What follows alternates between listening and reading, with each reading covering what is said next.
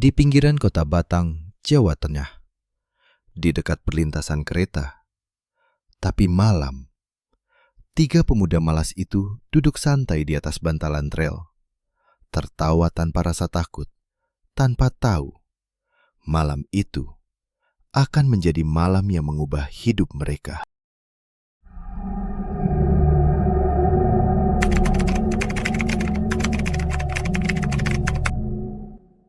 Mereka bertiga adalah Edi, Topan, dan Rudi. Rudi lebih dikenal dengan panggilan gendut, bukan sekadar karena badannya besar, tapi karena di antara mereka bertiga, dialah yang paling cepat lapar dan paling duluan minta makan. Usia mereka sama-sama sekitar 25 tahunan. Usia yang seharusnya sudah mulai menata hidup. Tapi kenyataannya, hidup mereka masih berjalan di tempat. Soal kerja, tak pernah benar-benar tetap. Kadang ada yang manggil ngojek, mereka berangkat. Kadang ada hajatan atau pasar malam, mereka jaga parkir sampai tengah malam. Tapi lebih sering, hari-hari mereka diisi dengan menunggu dan menunggu. Warga sekitar sudah hafal wajah mereka. Tak sedikit yang menyebut mereka trio malas. Bukan tanpa alasan. Setiap pagi terlihat duduk di warung kopi. Siang nongkrong. Sore masih di tempat yang sama. Cibiran sudah tak lagi terasa menyakitkan. Tatapan meremehkan sudah menjadi pemandangan sehari-hari. Sebelum kita lanjut ceritanya, saya mau ucapkan terima kasih buat kalian semua yang sudah setia nonton dan dengerin cerita horor di channel ini. Kalau kalian suka, jangan lupa like, subscribe, dan tulis di kolom komentar pengalaman horor kalian. Cerita yang paling menarik, nanti akan saya buatkan videonya. Dan akhirnya, mereka memilih tempat yang jauh dari manusia. Rel kereta dekat perlintasan, tempat di mana suara bising kereta lebih jujur daripada omongan orang. Di sanalah mereka duduk hampir setiap malam. Merokok, bercanda, menertawakan nasib mereka sendiri. Suatu malam, saat asap rokok mengepul pelan dan angin membawa suara rel bergetar, Topan tiba-tiba bersuara. "Ndi," kata Topan sambil menatap rel yang memanjang gelap. "Kalau kamu punya uang 100 juta, kamu pakai buat apa?" Edi terdiam. Ia mengisap rokoknya dalam-dalam, lalu menghembuskannya perlahan. "Buat daftar haji," jawabnya singkat. Topan menoleh, agak terkejut. "Serius?" Edi mengangguk pelan. "Biar hidupku ada arah. Biar orang tuaku tenang." Rudi yang sejak tadi sibuk membuka bungkus gorengan, tertawa kecil. "Kalau aku mah gampang," katanya. "Buka warung makan. Yang penting perut kenyang dulu. Biar tiap hari bisa makan enak tanpa ngutang." Topan tersenyum. Lalu ia sendiri ikut bicara. "Kalau aku," ia menatap langit gelap di atas rel. "Aku pengen hidup enak dulu. Capek miskin terus." Mereka tertawa. Tawa orang-orang yang terbiasa bermimpi, tapi tak pernah benar-benar mengejar mimpi itu. Malam makin larut. Suara kereta melintas di kejauhan. Getarannya terasa sampai ke tulang. Di atas rel itulah, mereka menghabiskan waktu dengan hayalan tentang uang banyak. Tentang hidup yang berubah seketika. Tentang nasib yang suatu hari akan berbelok tanpa perlu usaha panjang.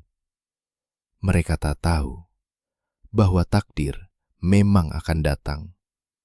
Tapi tidak selalu dengan cara yang mereka bayangkan. Malam itu, angin dingin bertiup pelan. Langit gelap tanpa bintang. Lampu perlintasan berkedip malas. Saat mereka sedang tertawa, Topan menunjuk ke arah rel. "Aku kok lihat ada orang jalan di rel ya?" Di kejauhan, terlihat seorang wanita berjalan tertatih menyusuri rel kereta. Pakaiannya lusuh, langkahnya tidak stabil. "Ah, paling orang gila," kata Edi sambil tertawa.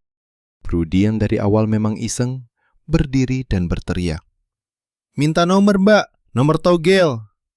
Wanita itu berhenti. Diam. Lalu, perlahan, ia berbalik menghadap mereka. Wanita itu mulai berjalan mendekat. Bukan berjalan seperti orang biasa, melainkan terseret pelan, seolah kakinya berat menahan sesuatu yang tak terlihat. Langkahnya terdengar pelan. 1, 2. Terlalu pelan untuk manusia normal. Setiap langkahnya seperti menghantam kesunyian malam. Suara jangkrik mendadak menghilang. Angin yang tadi berembus, tiba-tiba mati. Semakin dekat, hidung mereka menangkap bau yang menusuk. Bau amis. Bau besi berkarat bercampur darah. Bau yang biasa muncul setelah kecelakaan di rel kereta. Topan refleks menutup hidung. Rudy menelan ludah berkali-kali. Edi ingin lari, tapi kakinya tak mau bergerak. Saat jaraknya tinggal beberapa meter, lampu perlintasan berkedip semakin cepat. Cahaya merah dan putih menyambar bergantian, menciptakan bayangan patah-patah di wajah wanita itu. Dan di sanalah mereka akhirnya melihat dengan jelas. Wajah wanita itu bukan lagi wajah manusia utuh. Separuh pipinya seperti terkelupas. Kulitnya menggantung tak beraturan. Daging merah kehitaman terlihat jelas. Beberapa bagian sudah ditumbuhi lumut hijau tipis, seolah tubuh itu pernah lama tergeletak di tempat lembab. Matanya kosong, tak ada cahaya kehidupan. Hanya lubang hitam yang menatap tanpa berkedip. Darah yang sudah mengering membentuk garis-garis kasar di dagu dan lehernya. Sebagian menghitam, sebagian masih terlihat lengket. Wajah itu persis seperti mayat yang baru saja ditabrak kereta dan dibiarkan terlalu lama di rel. Ketiganya ingin berteriak. Mulut mereka terbuka lebar, tapi tak satu pun suara keluar. Seperti ada tangan tak kasat mata yang mencekik tenggorokan mereka. Kaki mereka terasa menancap ke tanah. Berat, dingin, kaku. Badan gemetar, namun tak bisa bergerak sedikit pun. Napas tersengal, pendek, dan patah-patah. Dada terasa sesak, sementara jantung berdetak begitu kencang, seolah ingin meloncat keluar dari dada. Wanita itu berhenti tepat di hadapan mereka. Ia menatap Edi lebih dulu, lalu Topan. Terakhir, matanya berhenti lama pada Rudy. Tatapan itu dingin, hampa, tanpa amarah, tanpa belas kasihan. Perlahan, bibirnya bergerak, membentuk kata-kata. Tapi tak ada suara, hanya gerakan mulut yang aneh, seolah sedang mengucapkan sesuatu yang seharusnya tidak didengar manusia. Detik berikutnya, lampu perlintasan mati total. Gelap, pekat, tak ada cahaya, tak ada suara. Hanya detak jantung mereka sendiri yang terdengar di kepala masing-masing. Beberapa detik terasa seperti seumur hidup. Lalu, lampu menyala kembali. Rel kereta kembali terlihat kosong. Wanita itu menghilang. Tak ada jejak kaki. Tak ada bayangan. Hanya kesunyian dan rasa dingin yang masih melekati tubuh mereka. Di atas rel tersisa secari kertas, basah, lengket, berwarna merah tua. Dengan tangan gemetar, Rudi mengambilnya. Di kertas itu tertulis satu angka, 2526. Tak ada nama, tak ada pesan, hanya angka dan noda darah. Dengan rasa takut bercampur harapan, mereka saling pandang. "Ini nomor yang dia kasih," bisik Topan. Malam itu juga, dengan uang pinjaman dari teman, mereka membeli togel dengan angka 2526. Malam itu, mereka pulang dengan langkah gontai. Tak banyak bicara. Angka 2526 terus terngiang di kepala masing-masing. Tak ada yang benar-benar yakin, antara percaya dan berharap. Keesokan paginya, matahari belum tinggi saat Rudi sudah mondar-mandir di depan warung. Tangannya gemetar saat melihat papan pengumuman hasil undian. Satu persatu angka dibacanya. Napasnya tertahan. Dan saat matanya berhenti pada 4 angka itu, 2, 5, 2, 6, lututnya langsung lemas. 2526. Angka itu keluar. Rudi berteriak. Topan menjatuhkan rokoknya. Edi hanya terduduk, seolah belum percaya dengan apa yang dilihatnya. Keesokan hari itu juga, hidup mereka berubah. Total uang yang mereka dapat hampir 300 juta rupiah. Jumlah yang bahkan tak pernah berani mereka bayangkan. Uang itu dibagi 3. Masing-masing memegang lembaran tebal yang baunya masih asing di tangan mereka.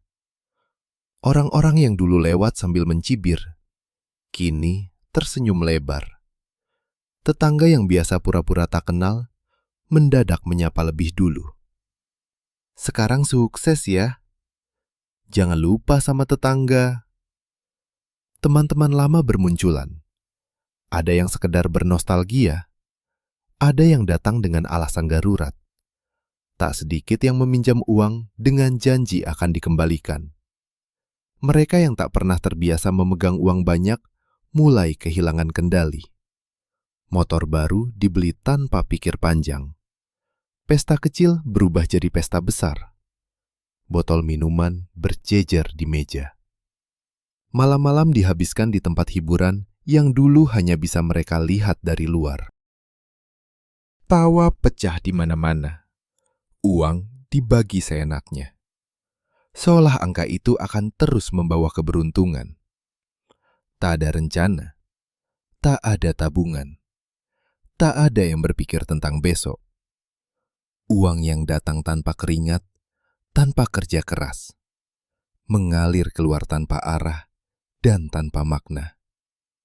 Dan tanpa mereka sadari, sejak hari angka itu keluar, bukan hanya hidup mereka yang berubah. Sesuatu yang lain juga ikut berjalan di belakang mereka. Edi mulai sering terbangun malam hari. Di telinganya, suara kereta melintas, padahal tak ada jadwal. Rudi, setiap memejamkan mata, wajah wanita itu muncul. Makin dekat, makin rusak. Ia hampir tidak pernah tidur. Topan yang uangnya habis paling cepat, sering mendengar suara bisikan. "Bagian saya, mana?" Bisikan itu terdengar di kamar, di jalan, bahkan di tempat karaoke. Tak lama kemudian, Edi ditemukan meninggal tertabrak kereta di perlintasan yang sama. Topan meninggal di tempat karaoke.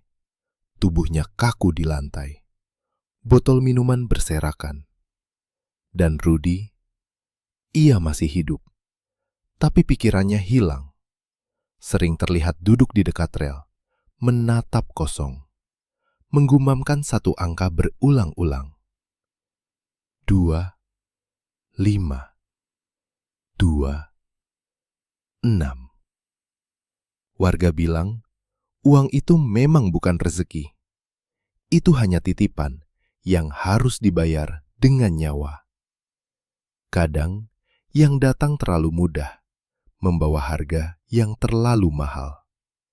Dan tidak semua angka keberuntungan membawa keselamatan. Karena di rel kereta itu, masih ada yang menunggu orang-orang yang terlalu berani meminta nomor.